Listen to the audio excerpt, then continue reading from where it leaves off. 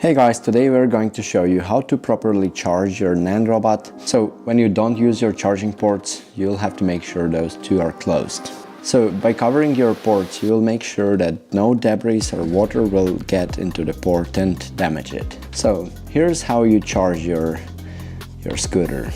You open the charging ports and then insert your charger straight into the charging port, just like this.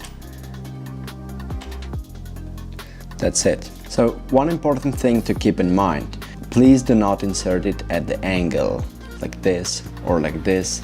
This may cause a short circuit, so it's very important to insert it straight, just like this.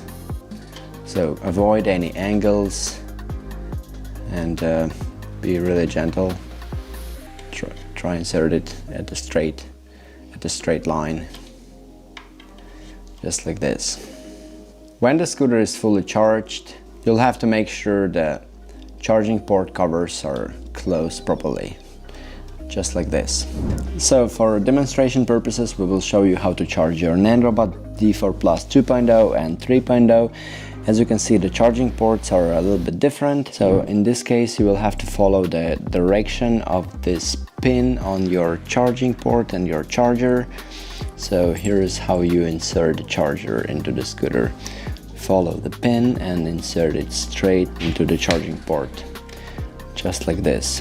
So try to avoid inserting it at the angle, just straight into the port.